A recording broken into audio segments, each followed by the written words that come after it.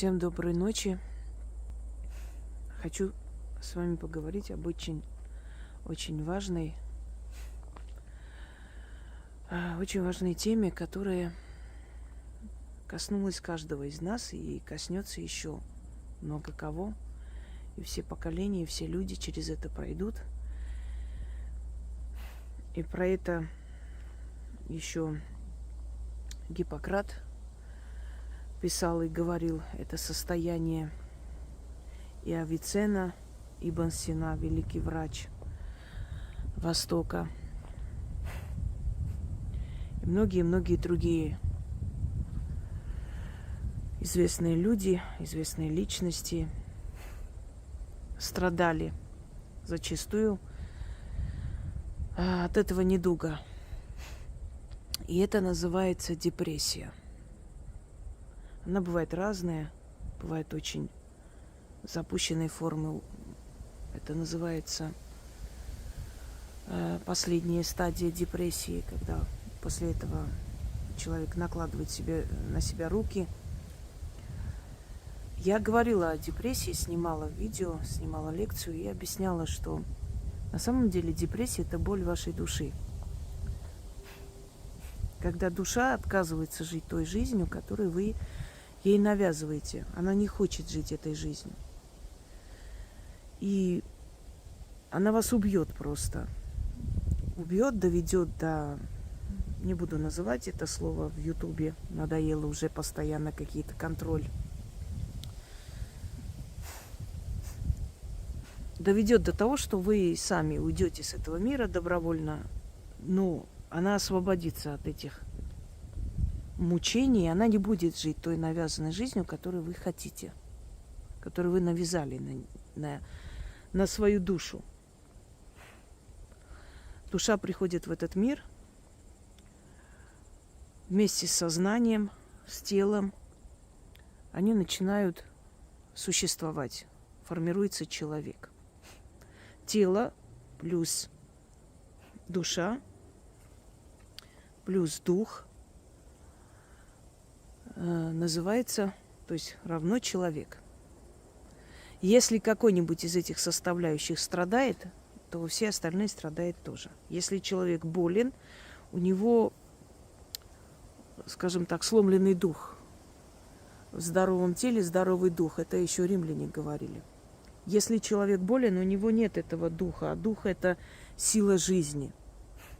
Он есть, конечно, стремление внутри него, этот стержень, но нету вот той опоры, на которую он может опираться и получить от жизни все, что хотел, потому что тело ему не помогает в этом, оно немощно.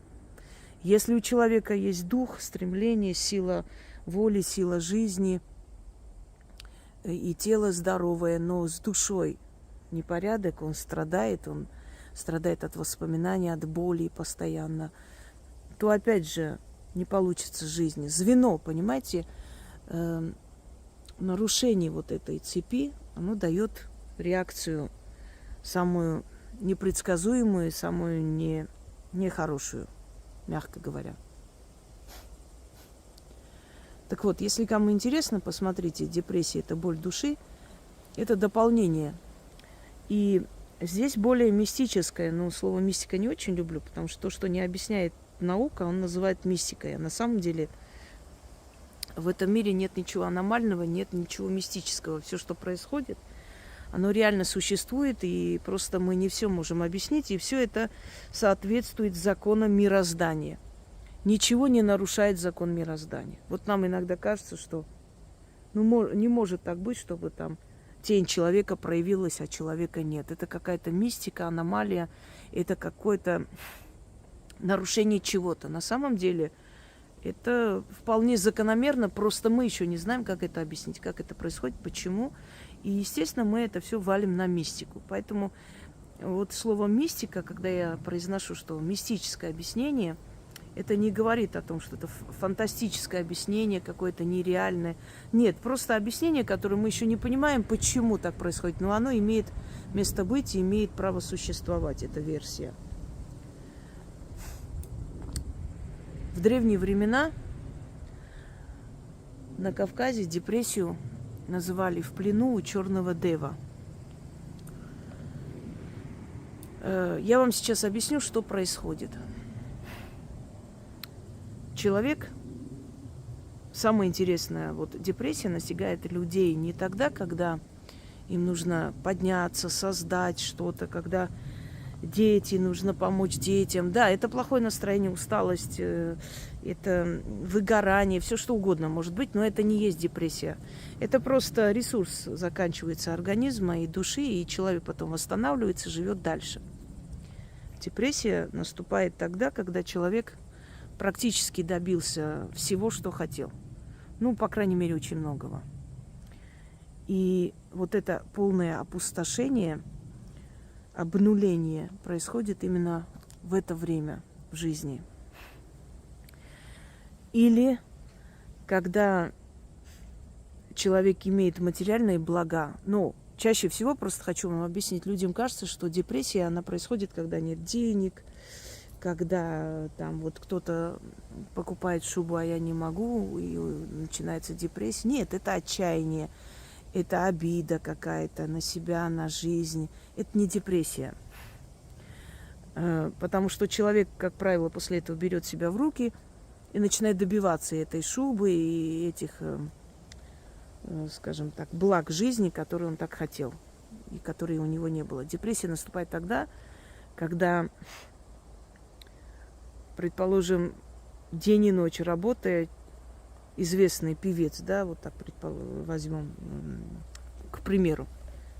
Вот известный певец, он начинал с нуля, у него не было ничего. В старых штанах выступал, да, перед зрителями в ресторанах. Потом его заметили.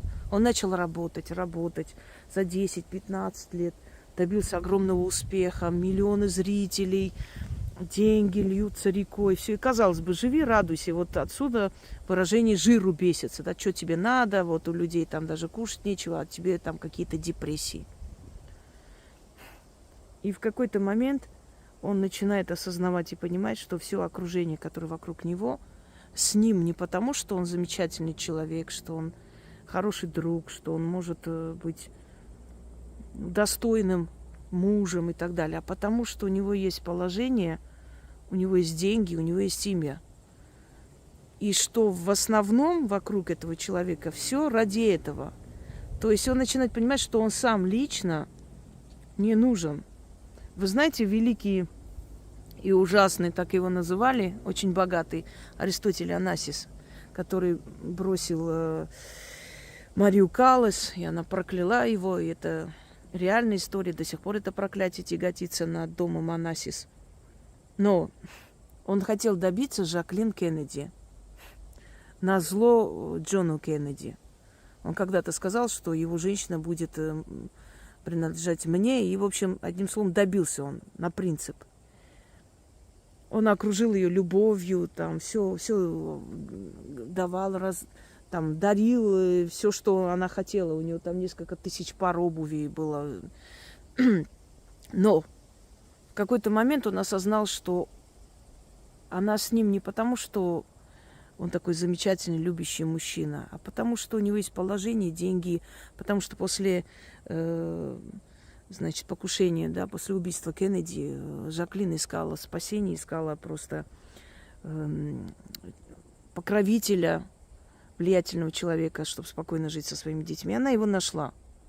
И когда он умирал, ему было плохо, звонили Жаклин, она подбирала себе платье. Она в этот момент купила несколько сотен платьев и подбирала как можно более такое красивые, какое-то современное платье черное на похоронах. То есть она вот хотела выглядеть красиво на похоронах мужа, который умирал, и она не обращала на это внимания. Ей было не до него, у него были покупки и вообще... То есть вот даже такого человека, у которого были столько возможностей, накрыла депрессия.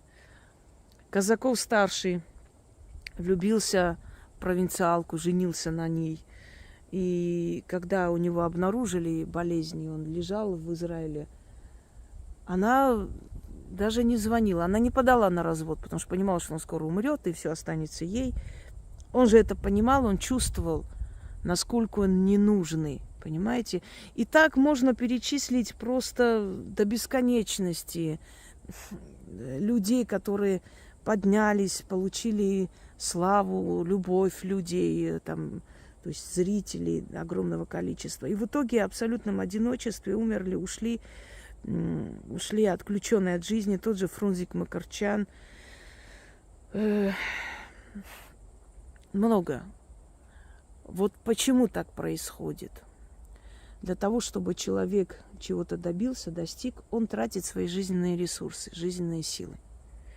Он работает день и ночь, он старается, он отдает эти ресурсы. Когда он чего-то добивается, он останавливается, и ему хочется любви, ему хочется тепла, ему же хочется человеческой жизни. Он думает так: вот, я уже все сделал, у меня нет уже никаких проблем финансовых, там каких-то иных. Я построил свою империю, как я хотел, поставил себя на русло. Теперь этот паровоз меня будет вести, куда я хочу. То есть умеренная, спокойная жизнь хочется. Любви хочется, понимания, близких человеческих отношений, друга настоящего. И вдруг оказывается, что у этого человека на пути, как правило, встречаются только те, которые им пользуются. И он же исчерпал себя, он отдал все свои жизненные силы, энергию, и образовалась пустота. И он хотел эту пустоту заполнить семьей, может, ребенком еще одним, может быть, любовью к человеку, поделиться. Вот все я создал, вот возьми, пользуйся вместе со мной, делюсь, отдаю тебе, да, помогаю тебе, тебе не нужно с нуля начинать, все возьми, но взамен отдай мне тепло, чтобы вот эта пустота, которую я исчерпала. То есть, понимаете, как, когда ты хочешь вырастить дерево, а рядом колодец, такой вот элементарный пример, и этот колодец оказывается ограниченный в средствах, в воде, то есть он не бесконечный. И ты черпаешь оттуда воду, наливаешь, то есть под это дерево льешь, дерево начинает расти. И это дерево уже выросло, стало могучим дубом огромным, а колодец уже высох. И тебе нужно теперь найти воду где-нибудь, чтобы поливать это дерево дальше. И желательно этот колодец еще наполнить, потому что он еще и нужен и тебе, и другим. А воды уже нет. Вот. И вся вода, она ушла, она исчерпалась. Ты всю эту воду использовал для того, чтобы вырастить это дерево. Вот это дерево – это твое имя, твоя карьера, твое дело, дело твоей жизни, смысл твоей жизни. Ты вырастил это дерево, а колодец – это твоя душа.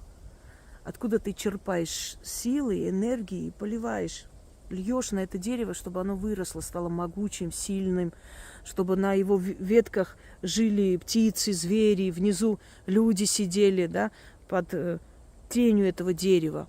Потому что то, что ты добиваешься в любой сфере, оно помогает не только тебе, оно помогает всем остальным. Если человек был хорошим поваром, со временем открыл кондитерскую, он обеспечил работой огромное количество людей. Он сделал обнаружил свои рецепты, он начал производить какие-то необычные вкусные сладости, которых нигде не было. И его работой, его творением пользуются все.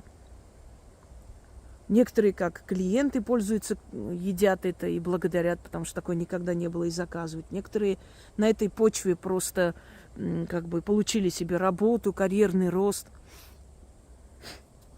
Некоторые вообще украли эти рецепты, начали тоже производить. То есть человек, который поднимается, он помогает очень многим своим трудом. Он дает им возможность тоже жить. Он дает возможность своим, единокровным людям, представителям его нации, гордиться им, потому что вот ставят пример, вот у вас есть такой человек, да. Он своей стране приносит прибыль и имя. Одним словом, он то самое могучее дерево, вот этот дуб, который растет и греет, то есть не греет, а бросает тень и помогает выжить многим живым существам. Он дает им приют, место, пропитание. Но кроме того, мы должны понимать, что люди, когда поднимаются, когда у них появляется возможность, деньги, они могут помочь кошкам, собакам, они могут помочь людям, которым нужны какие-то, то есть нужно лечение, операции, могут выделить деньги. Если их нет, откуда выделять? Согласны? И вот человек вырастил этот дуб, и этот дуб питает, помогает очень многим. А колодец высох, и воды больше нет.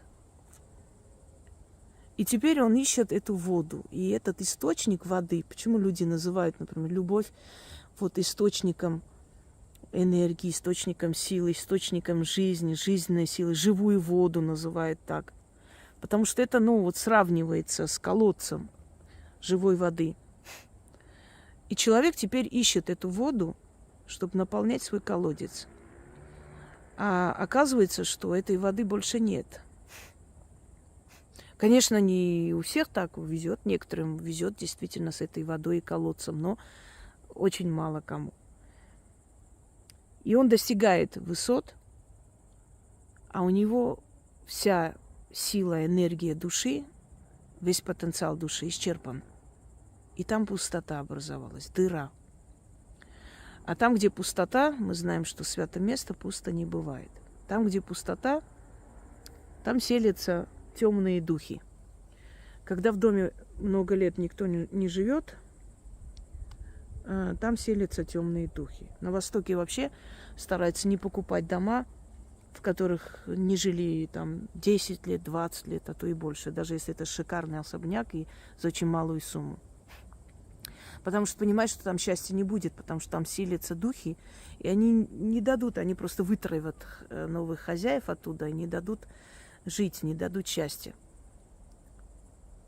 Когда ваша душа опустошается, когда вы все отдали детям, мужу, для его карьерного роста, он поднялся, у него уже все хорошо, дети обустроены, купили по квартире, машине, дали денег, внуки появились. Вы всего себя отдали, исчерпалось. Теперь время вашим детям вернуть эту любовь, с нохом вашим своим уважением дать эту энергию, вашим внукам приходить, любить вас и быть с вами рядом, питая вас энергией. Или чтобы человек появился в вашей жизни, который даст вам эту энергию. Если этого всего не происходит, то в душе образуется дыра. Не происходит зачастую потому, что все, что вы могли, все дали. Зачем ради вас уже стараться? Уже все взято с вас. Взяты там средства, взяты там квартиры. Да, вы дали какую-то часть своей фирмы, а может так подарили своим детям. Вот ведите, теперь вы работаете, учитесь. Вы отдали все. И если там есть честность и достоинство, они, конечно, вернут любовью. А если нет? А если в 21 веке мы уже привыкли к эгоизму и со стороны родных, близких, и друзей, и от тех, то есть кого мы грели дома и дали приют, и все на свете, потом нам ответили злом. А если нет, то получается, что эту пустоту наполнять нечем. А там, где пустота, туда селятся темные духи. И какая-то вспышка вы увидели? Странно. Ну ладно. Теперь я вам объясню, что происходит дальше. Дальше человек, отдавая всего себя, ждет ответа. Ответ не поступает. Отдачи нет. Муж, которому женщина отдала всю свою жизнь, пожертвовала своей карьерой, чтобы он поднялся, он поднимается, а потом смотрит на нее, на эту уже старую, потолстевшую бабу и думает, а зачем она мне нужна? Я такой красивый, молодой, мне там всего 50 лет. Пойду-ка я найду более свежее тело. Зачем мне она? Что там? Ну, вы, конечно, можете говорить, что ты знаешь, я была с тобой рядом во все трудные дни, я была твоим другом. Если бы не я, ты бы не поднялся. Вы можете говорить, но это не говорит о том, что он решит, что вы правы. У него своя правда. Это я сам поднялся. Ты еще скажи спасибо, что я тебе деньги приносил. Ты ни хрена не делала, столько лет сидела. Я тебя кормил. Знаете, когда в детстве дети там, например, берут какую-нибудь конфету из дома, несут, и родители говорят, поделись с детьми, с которыми играешь. И вот приносит ребенок и делится конфетами. Если он эту конфету отбирает, то его дети осуждают. Называют жадиной, жадина-каядина. Нехороший ты злой, ты забрал конфету. Это считается некрасивым поступком, дурным, невоспитанным у детей. Когда взрослый дяденька говорит своей жене, я тебя кормлю, я деньги приношу, это считается нормально, ничего тут такого нет. Ну, мужик, хозяин, понимаешь? А ведь это тоже как бы зазорно, и это тоже говорит о бескультуре души. Потому что если бы не эта женщина, если бы она не обеспечила быт, ты бы ничего не добился. Но вот вы отдали всю себя, вот вырастили этот дуб, это многовековое дерево. Это не обязательно, чтобы люди сами строили карьеру. Они могут помочь строить карьеру своим детям, своему мужу, своей жене. Вы вырастили этот дуб. Все. Колодец исчерпан. Теперь вы хотите новую воду. Вам она нужна просто, чтобы дерево не высохло, и вы, чтобы выжили. Но воды нет. Вы отдали все свои годы, и мне много раз писали такие женщины. Отдала все детям, мужу, ни от кого нет поддержки, ничего. Они все взяли. Зачем теперь вас поддерживать? Вы скажете, как так? Я их мать, да? Вы их мать. Но для подлого человека какая разница? Вы мать, жена, друг. Что вы там... Почему вы думаете, что чужие люди могут нас предать, а свои нет? Свои могут еще как. Все. И вы остаетесь ни с чем. У вас начинается депрессия. У вас начинается пустота. Это постепенно, волнообразно. Вы чувствуете себя просто в полном бессилии. У вас нет источника жизни. Вы даже не знаете, ради чего, ради кого жить. И вы все время слышите вот внутри голос, что тебе незачем жить на этом свете. Нет смысла в твоей жизни. У тебя ничего не будет больше. Молодость прошла. Да, ты там чего-то добилась, но все. Все остановилось, ничего не будет. Не жди ничего хорошего. Закончилось. Почему так происходит? Человек начинает бороться, борется. Это может длиться долгие годы. Он возвращает себя к жизни снова, вроде нормально. И даже близкие думают, ой, это фокусы, какой-то цирк, театр. Пытается на себя обратить внимание. Ведешь себя как ребенок. Ой, ерундой занимаешься, фигней занимаешься. Так говорят люди. Потом через некоторое время, например, находят повешенными, да, где-нибудь в сарае. Вот того человека, который ерундой, фигней занимался, театры какие-то. Нет, это крик о помощи. Это последняя попытка выжить. Это когда душа человека внутри кричит о помощи, ищет выход, спасение. И если на эти сигналы реагировать подло и просто делать вид, что этого нет, то в скором времени этого человека не станет. Ну, другое дело, если этот человек для вас ничего не значит, и его смерть вас никак не заденет, то да, я понимаю. Но в любом случае с этим жить вам. И самое интересное, что это некоторое время может пройти, потом снова вроде бы стало легче, потом снова эта волна накрывает, снова все в черных тонах. Нет смысла в жизни. Я вам просто скажу, как человек, прошедший этот период, страшный период.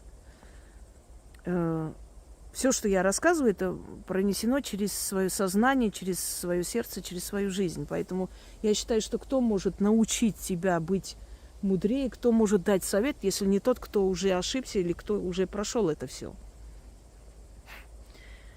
Это страшная душевная боль. Она настолько страшная, что ты готова себя убить, лишь бы эта боль вот внутри заткнулась. Вот этот голос боли. Любыми способами закрыть рот этой боли. Она грызет изнутри, уничтожает человека. сжирает. Вот это вот правильное название. Съедает его. И ты с этим борешься. Борешься всячески. Я вам хочу сказать, что эти антидепрессанты, они делают хуже и страшнее. И никогда не нужно ими лечить. Ну, если уже последней стадии человека, конечно, и психиатрия может случиться. И, ну, меня обошло стороной, слава богам. Нашлись внутри силы это перебороть. Но если вы чувствуете, что вы не справляетесь, не стыдно и к психологу, и к психиатру обратиться, потому что они на то и есть, чтобы помочь человеку пережить этот период. Так вот, опять какое-то лицо вырисовывается. Ну ладно. Смотрите. Вроде бы говоришь там с другом, с близким человеком, все, вот поговорили, уговорились, ты же чувствуешь, да, ерундой какой-то занимаюсь, надо жить, так нельзя, все. И потом через некоторое время опять это начинает. Как только ты остаешься один, начинает внутри эта черная сила вот просто крутить. Это как душа у тебя оттуда кричит о помощи, умоляет. Друзья мои, каждый человек должен получать подпитку. По-другому он жить не сможет. Вот садитесь в машину без бензина и без масла и езжайте. Поедете несколько метров, это в лучшем случае. И она заглохнет навсегда, и мотор сгорит, и вообще. Не сможете. И у человека есть подпитка. Когда человек в чужих краях слышит родную речь, ему становится лучше. Песню. Почему мы включаем песни своих народов, слушаем? Мы питаемся, это наши корни. Если обрубить человеку корни, он не выживет. Когда мы слушаем свое национальное, мы усиливаем свою связь, вот этот портал открывается, который нам не виден, но он есть. Иногда свечи зажигайте, когда на алтарях, вы видите, вот порталы образуются, вот такие вот линии. Это не просто свет от свечей, просто вот та пустота, которая есть в пространстве, вот дорога, да, как труба, вот, через которую это есть портал. Вот такие вот дороги открытые. Оно наполняется светом. Там, где пусто, там светом наполняется. И вы видите этот портал. Вот эти порталы открываются, когда мы слушаем родную речь, родную музыку. Когда мы сидим со своими детьми, говорим, разговариваем, неважно, свои дети, приемные дети, они дают нам энергию, силу. Мы в них вкладываем, они нам любовью платят, понимаете? Когда есть любимый человек, он отдает тебе эту силу, энергию. Инь-янь, это же не просто так придумано. Две энергии, они дополняют друг друга. Какие бы мы ни были суперкрутые, сильные, вообще все нипочем, как говорят, море по колено, да, и горы по плечу, невозможно без подпитки, без совершенно любви, без какой-то помощи выжить. Люди в концлагерях тайком ночью уходили на свидание, занимались любовью. Это мне рассказывала женщина, которая прошла концлагерь.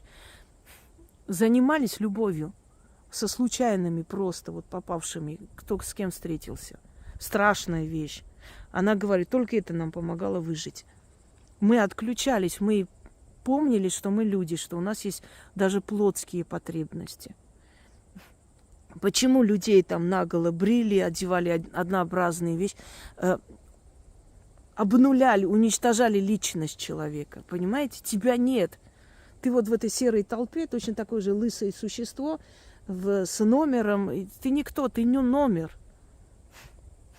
Это было страшное унижение. Вот это уничтожение, отрезание от всех подпиток для человека, от общества, от людей. Мы же общественные создания, понимаете? Мы не одиночки. Когда мы говорим иногда, ой, блин, куда-нибудь на необитаемый остров, никого не видеть, не слышать, это когда мы устаем очень сильно от всех. Хочется уйти, все отключить и отдохнуть некоторое время, набраться сил. Но это не значит, что мы можем всю свою жизнь так жить. Мы озлобимся. Нам нужна эта подпитка. Человек выходит на сцену, поет, и он счастлив. И даже если он болен чем-то, он говорит, я на сцене оживаю, мне помогает выжить эта подпитка, отдача зрителей. Вы заметили, например, многие актеры говорят, что они в театре любят играть больше, чем в кино. Потому что в кино нет этой отдачи. В кино это сюда становитесь, дубль 2, вот это туда, вот скажи так, нет, подожди, еще раз скажи. А театр, он выходит на сцену, он играет свою роль, там не останавливают его. Конечно, там отрепетировано все, но не останавливает. И он видит вот эти вот восхищенные взгляды зрителей, эти крики «Браво!», и все там хлопают, рукоплещут, питается энергией, там очень большая отдача. И иногда актеры предпочитают всю жизнь играть в театре, но не идти, не стать звездами кино. Настолько для них это вот просто чуждо, она их исчерпывает и не дает ничего приятных ощущений. Многие актеры с не очень приятными, скажем, словами вспоминают вообще свой опыт в кино. Хотя они сыграли замечательно, и они просто вот становятся кумирами. Тот же Тихонов ненавидел свою роль в фильме «Война и мир» Болконского. Он говорил: я крестьянский сын, какой я князь. Он даже попросил перчатки, стыдно было за свои руки. Он говорил: у меня натруженные руки, совсем не княжеские. Но мы-то его помним по этой роли, и даже на могиле вот эта сцена из «Война и мир» изображена, та сцена, которую он ненавидел. Он сыграл блестяще, замечательно. Но кто может сомневаться, что он благородных кровей князь Андрей Болконский? Вот просто никто. Он слился с этим образом и сыграл. Но он не любил. Он говорил, что нет отдачи, не могу, я не получаю там силы. И с Мордюковой они разошлись, потому что были разные люди. Она весь колхоз тащила к себе туда, в эту однокомнатную квартиру. И люди, которые туда приходили, оставались, не знаю, какая у них была совесть у молодых людей жить в одной комнате, но жили. И он не видел отдачи от нее. Он ее очень любил, обожал до конца жизни. Но от нее не видел никакой отдачи. Ей было скучно с ним, а он хотел с ней ходить гулять, просто с ней быть. А ей было интересно в других компаниях, понимаете, радостно, веселая вся. Видите, разные люди, не могли они, не давали они друг другу вот эту энергию, и в конце концов ушли и разошлись. Так вот, когда в вашей душе пусто и нет отдачи ниоткуда, а вы все отдали людям уже, все отдали и своей семье, и близким, и своей карьере, и смотря чем вы занимаетесь, эту пустоту наполняет черная сила, злая сила. И на Кавказе называли черный дев. В плену у черного дева так считалось, что он приходит туда, где пустота в душе человека селится и начинает мучить душу. И душа пытается вырваться наружу, поэтому вы хотите умереть. Она вас заставляет что-то с собой сделать, чтобы она могла вырваться, убежать и спастись от этого дева. Вот эти ощущения откуда. Не хочу жить, устала, ничего не надо, все равно ничего хорошего нет. Когда душа видит, что не может спастись от него, от его лап и когтей, душа начинает внушать тебе, чтобы ты ушла из этого мира. Ушла и освободила его, то есть ее. И начинается вторая стадия, страшная стадия. Это жирание себя, ненависти ко всему, не хочется ни прибраться, не хочется ничего делать, за собой смотреть. И человек начинает убегать из дома. Все время, когда у человека депрессия, он просто раз и ушел, его останавливает, он бросает все, убегает, куда глаза глядят, вот куда, вот просто вырывается и уходит ночью, днем. Он хочет уйти, он хочет убежать. Потому что подсознательно он понимает, что его душа мается, мучается, и он как бы воссоздает вот это бегство его души только в теле, убегает. Значит, как от этого освободиться? Во-первых, не ищите отдушины сразу же. Многие люди ищут отдушину и спасение в наркотиках, некоторые в алкоголе, чаще всего. Некоторые во все тяжкие пускаются, начинают всякие неконтролируемые половые связи, думая, что это заглушит боль внутри. Ничего это не помогает, это все обостряет. Некоторое время дает какое-то облегчение, в итоге вы оказываетесь в капкане. То есть вам становится еще хуже, а спасения нет ниоткуда. Хочу вам сказать, такой секрет выдать. Когда когда-то у моей двоюродной сестры была очень нехорошая любовная история. То есть человек подло поступил, вот она сходила с ума, ничего не хотела, ничего не...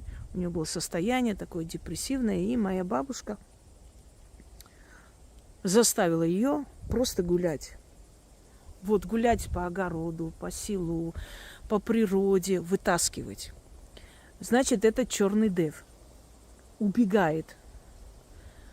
Этот дев очень боится дорог, поэтому вас душа гонит на улицу бежать, бежать, бежать, идти куда-нибудь, сесть за руль, поехать. Черный дев, он боится духов дорог. Я вам сейчас просто объясняю, как эту депрессию можно снять. Кто-то объяснит это с научной точки зрения, с медицинской, там, с психологической. Я объясняю с точки зрения магии. Они реально существующие сущности, да, и если я вам просто раскрою некоторые секреты, вы сможете его перебороть. Заставьте себя выйти и гулять. Просто ходить. Ходить по улицам, по городам, ну, не знаю, смотреть туда-сюда, по природе ходить. Идите одни, не надо ни с кем. Ну, можно, конечно, там поговорить, выговориться, но в основном старайтесь ходить одни. Первое. Черный дев убегает от духов дорог, он боится их. Почему боится, что там и по какой причине, я не могу вам объяснить, потому что это издревле веками просто проверенный метод, что если, как только начинается это все, как только, а эта пустота будет вас преследовать периодически, если вы человек, который всего себя отдает миру и ничего не получает взамен особо, это будет вас периодически и преследовать. Первое. Черный дев, вот эта темная сила, темный дух, он боится духов дорог. Они его вытаскивают из человека. Поэтому, если вы очень много будете ходить, вы поймете, что у вас эта депрессия сама ушла. С этой депрессией бороться бесполезно. Вообще бесполезно. Я вам еще тогда в той лекции объяснила. Вы можете просто прическу поменять, и он уйдет. Вы можете что-нибудь сделать, и он уйдет. Сам уйдет. Да, успокоительное. Ну, можно пить успокоительное. Они просто успокоят вашу нервную систему, не более того. Но его они не выгонят оттуда. Не вытравят. Первое. Запомните, тот самый черный дев, который захватывает вашу душу и мучает, он очень боится духов дорог. Духи дорог его вытаскивают из человека. Не зря многие автолюбители, когда им плохо, садятся за руль и едут. Они, может, это не смогут объяснить. Говорят, дорога – это драйв, это дает такую энергию, силу. Да, согласна. Но, это единственное объяснение, что они могут дать. А на самом деле эта сила, эта темная сила выходит из человека. Она выходит, уходит и освобождает. И если это делать периодически, вы станете сильнее, и наполнится эта вот чаша, и он больше туда не сможет залезть. Второе. Это черный дух. Он боится духов воды. Поэтому, когда вас накрывает депрессия, наполняйте ванную с водой, и садитесь в эту ванну или откройте душ, то есть включите и стойте под водой, вам станет значительно легче. Вода, дорога, огонь. Эта сила боится духов огня. Возле костра сидеть, поехать куда-нибудь. И самое главное, эта сила боится духов природы. Вот это несколько различных вариантов, которые его могут вытащить из вас. Почему так говорю? Потому что если вы просто пойдете в ресторане сидеть, оно не уйдет. Если вы решите куда-нибудь поехать просто отдохнуть, оно не уйдет. Вы, прежде чем пойти отдохнуть, прежде чем почувствовать какую-то усладу, наслаждение от своего отдыха, поездки, вы вытащите его изнутри себя, и тогда вся эта поездка будет очень в ярких красках. Понимаете, когда захватывает душу вот этот черный дев, ваша жизнь превращается в черно-белое кино. Остроту реальности теряется, острота, извиняюсь, вы теряете способность радоваться. А это может быть, и можем мы себя исчерпать, и не только тем, что там всю жизнь что-то делали и ничего взамен не получили, мы еще можем себя исчерпать тем, что много лет нас окружают постоянные какие-то сцены насилия, страшные вещи, война, переживания за людей. Это тоже доводит до таких депрессивных состояний. Просто у каждого своя стадия. Я вам говорю сейчас о той стадии, которая просто, доводит до смерти. Почему доводит до смерти? Потому что душа хочет освободиться любыми путями. И посмотрите на свое окружение, пересмотрите свое окружение. Может, есть в вашем окружении люди, совершенно несовместимые с вами. И каждый раз общение с этими людьми помогает этому черному деву снова овладеть вашей душой, потому что каждый раз вы чувствуете опустошение после этих людей. И такое возможно. Итак, вас не спасет секс для того, чтобы отключиться и забыться с кем-то там случайным или с неслучайным человеком. Если черный дев захватывает вашу душу и живет там в этой пустоте, ничего вас не спасет. Именно вот в этом отношении телесном. Второе. Вас не спасет ресторан, кутежи, радости. Многие специально себя кидают во все тяжкие, в какие-то там балы, мероприятия, концерты, что еще, свадьбы и прочее. Сами устраивают, думая, что тем самым отвлекутся и отключатся. Часто слышим такое: надо отвлечься, надо пойти погулять, потанцевать. Нет, не поможет это вам. Наоборот, вы еще больше энергии ему дадите, и он станет сильнее и сильнее будет вас мучить. Когда эта свадьба и эти праздники закончатся, вы почувствуете опустошенность еще страшнее. Далее. Вам не поможет ни вино, ни наркотик, ни что-то другое, ни антидепрессанты. Клином вышибают духа, выгоняют другими духами, с помощью других духов. Еще раз вам перечисляю. Дорога. Либо вы едете, либо вы садитесь в такси и едете. Я так часто делала просто.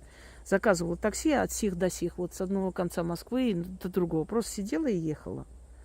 Откуда он знает, зачем мне это надо, что мне это надо. Смотрю на ночной город, еду. Потом обратно домой. Все, отпустила. Значит, гулять по этой дороге, если у вас нет желания ехать. Сесть за руль. Как ни странно, депрессивные люди не разбиваются. Наоборот, как только садятся за руль и едут, им становится легче. Это состояние депрессии заканчивается, возвращается желание жить, напряженность, чтобы правильно ехать и так далее. Это все отключает на время вот эту душевную боль. Вы за рулем, садитесь, ездите за рулем. Духи дорог убирают этого черного дева. Сделайте это несколько дней, он уйдет. Дальше. Духи природы убирают черного дева. Духи воды. Но сильнее всего дух дорог просто. Духи воды. Принимать душ, сидеть, просто лежать в этом ванной, просто как бы расслабиться. Тоже вытаскивает его оттуда. Огонь вытаскивает. И духи природы. Можно все это делать в совокупности и избавиться от него. А можно просто поставить себе цель. Много гулять в эти дни. Отключиться, выйти и гулять. Дальше возникнет вопрос. Вот мне станет легче, это все уйдет. Что мне потом делать? Ведь он может вернуться.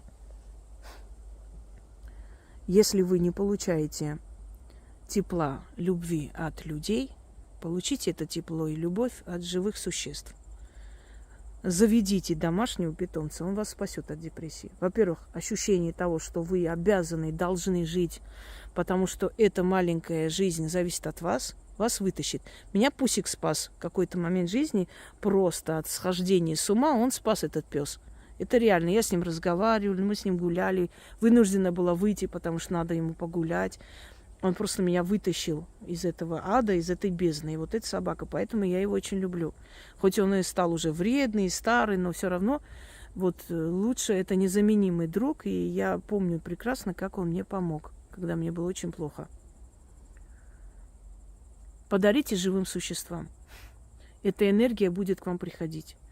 За это время, пока вы это сделаете, вы оздоровите себя свою душу, тело, сознание, вот за это время появится тот человек, который к вам будет хорошо относиться. Я вам скажу почему.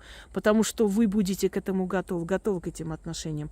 Вы уже будете как магнит для достойного человека. Вы будете полны сил, энергии, и вы притянете такого же человека. Дальше. Чтением, смотреть фильмы. Оттуда получаем огромное количество энергии. Те фильмы, которые тебе нравятся. Слушать музыку. Мы получаем энергию. Постарайтесь потом как можно больше получить энергии. Но сначала избавьте от него. Потому что пока он есть внутри вас, эта энергия ненадолго хватит. Получите энергию от котов, от собак. Получите энергию из природы. Получите энергию, помогая другим людям. Может быть, детям с ограниченными возможностями помочь, погулять с ними, порадовать их. Может, обычным детям. Может, пойти какой-нибудь, знаете, кружок преподавать, вот просто как не за большую плату, символическую, преподавать там в каком-нибудь, они рады, в какой-нибудь ДК, да даже бесплатно, что-то научить делать детей. Понимаете? Какие-то навыки им передать. Получить эту энергию от тех людей, которые оценят то, что вы делаете. И напоследок хочу вам сказать, вы можете подарить дорогой бриллиант человеку неблагодарному, и он даже не поймет ценность, не поймет, сколько вы работали, чтобы купить и подарить. Но можете купить продукты и принести матери-одиночке, которая воспитывает одна там детей. И она будет вам очень благодарна. Делайте добро тем людям, которые этого достойны. Если вы не хотите потом оказаться вот перед этим пустым колодцем, и чтобы потом эту пустоту не захватил некий черный дух, который того и ждет. Он питается потом этой болью. Поэтому у вас плаксивое состояние, потому что ваша душа плачет. Его там мучают, он плачет через вас.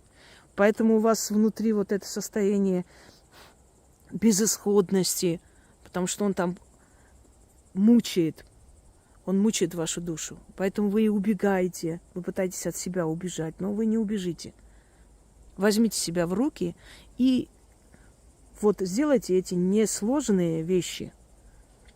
Просто в них таится та самая тайна, секрет, который мало кто знает.